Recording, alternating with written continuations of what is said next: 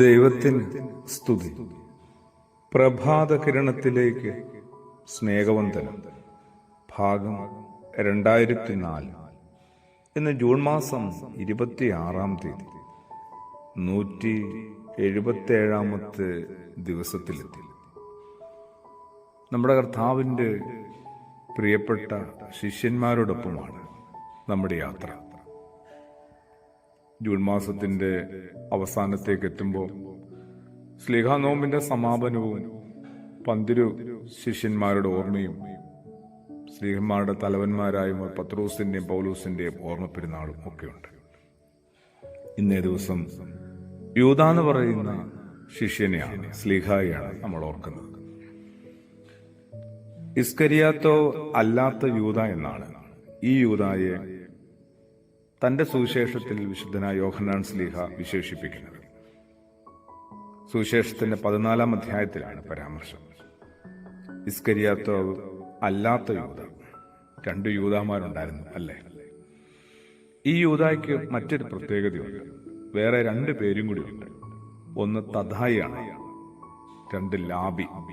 സുറിയാനി സഭയുടെ പ്രാർത്ഥനാ പുസ്തകങ്ങളിൽ, പ്രത്യേകിച്ച് വലിയ വെള്ളിയാഴ്ചയുടെ പ്രാർത്ഥനാ പുസ്തകങ്ങളിലൊക്കെ ഈ ലാബി കടന്നു വരുന്നുണ്ടല്ലോ. അധികമൊന്നും പരാമർശമൊന്നുമില്ല ഇദ്ദേഹത്തെക്കുറിച്ച്, ഈ യൂദായെക്കുറിച്ച്. ആദ്യത്തെ 3 സുവിശേഷങ്ങളിൽ അവൻ എന്തെങ്കിലും പറഞ്ഞതായിട്ടോ പ്രവർത്തിച്ചായിട്ടോ ഒന്നും രേഖപ്പെടുത്തിയിട്ടില്ല. എന്നാൽ വിശുദ്ധനായ യോഹന്നാൻ ശ്ലീഹയുടെ സുവിശേഷത്തിൽ അന്ത്യത്താഴത്തിന് ശേഷം അവൻ കർത്താവിനോടൊരു ചോദ്യം ചോദിക്കുന്നതായി രേഖപ്പെടുത്തിയിട്ടുണ്ട്. ഇസ്കരിയാത്തോ അല്ലാത്ത യൂദ അവനോട്, കർത്താവേ, എന്ത് സംഭവിച്ചിട്ടാവുന്നു? നീ ലോകത്തിനല്ല, ഞങ്ങൾക്കത്ര നിന്നെ വെളിപ്പെടുത്തുവാൻ പോകുന്നത് എന്ന് പറഞ്ഞത്. ശരിക്കും പറഞ്ഞാല് തീവ്രവാദ സമൂഹം, എരിവുകാര്, ആ എരിവുകാർക്കകത്ത് ഉൾപ്പെട്ടിരുന്ന ഒരു 4ഓളം ആളുകൾ ശരിക്കും കർത്താവിന്റെ പന്തിരുവരോടൊപ്പം ഉണ്ടായിരുന്നു എന്ന് ഒരു അനുമാനമുണ്ട്. അതിലൊന്ന് ചെറിയ യാക്കോബാണ്. ചെറിയ യാക്കോബ് കഴിഞ്ഞാൽ എരിവുകാരനായ ശിമോനാണ്. പിന്നെ യൂദ അല്ലെങ്കിൽ ലാബി അല്ലെങ്കിൽ തഥായ എന്ന് പറയുന്നു. ഒടുവിൽ ഒറ്റുകാരനായ ഇസ്കരിയാത്താവ് യൂദായും.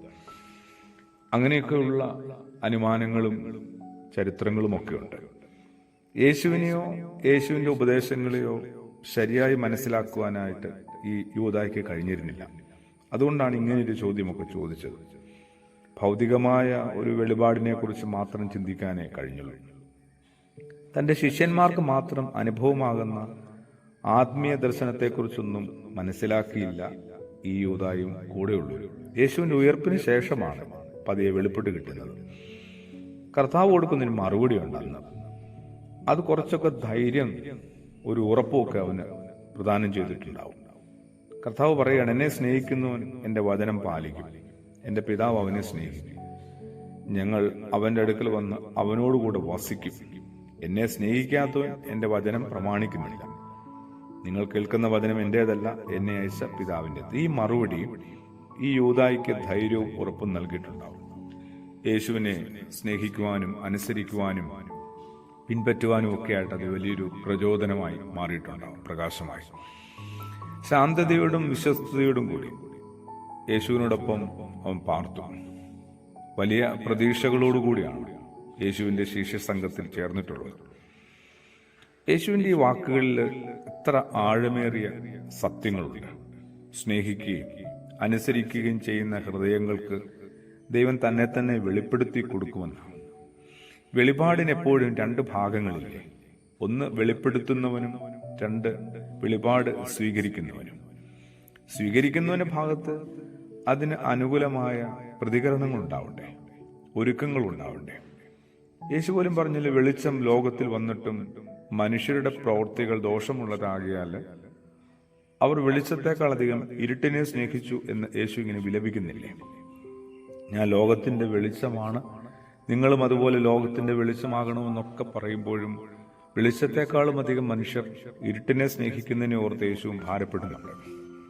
എന്തായാലും നമ്മുടെ കർത്താവിന്റെ ഈ പ്രിയ ശിഷ്യൻ സാവകാശം യേശുവിന്റെ ആ ഒരു സ്വപ്നത്തിനനുസരിച്ച് ശാന്തതയോടും വിശ്വസ്തയോടും തൻ്റെ യേശുവിൻ്റെ സുവിശേഷത്തെ ഏറ്റെടുക്കുകയും പ്രഘോഷിക്കുകയും ഒക്കെ ചെയ്തിട്ടുണ്ടാവും. അറിയപ്പെടാതെ പോകുന്നുണ്ട് കേട്ടോ. അറിയപ്പെടാതെ അധികം അറിയപ്പെടാതെ പോകാത്തവരുണ്ട്. ഇപ്രകാരം ഇങ്ങനെ ഒതുങ്ങിപ്പോകുന്നവർക്കൊക്കെ ഇദ്ദേഹം ഒരു ആശ്വാസമാണ്. ഇങ്ങനെ ചില മനുഷ്യരുണ്ട്, വലിയ വലിയ മനുഷ്യരുണ്ട്. അവർ ചെയ്തതൊന്നും പുറത്തേക്ക് വലിയ പ്രചാരത്തിൻ്റെ ഭാഗമാകുന്നില്ല, അതൊരു പരസ്യവുമായി മാറുന്നില്ല. അങ്ങനെയും ചില നല്ല മാതൃകകളുണ്ടെന്ന് നമുക്ക് ഈ യൂദ സ്ലീഹായിലൂടെ, തദായിലൂടെ, ലാബിലൂടെ മനസ്സിലാക്കാം. പ്രാർത്ഥനയോടുകൂടി ആമേൻ.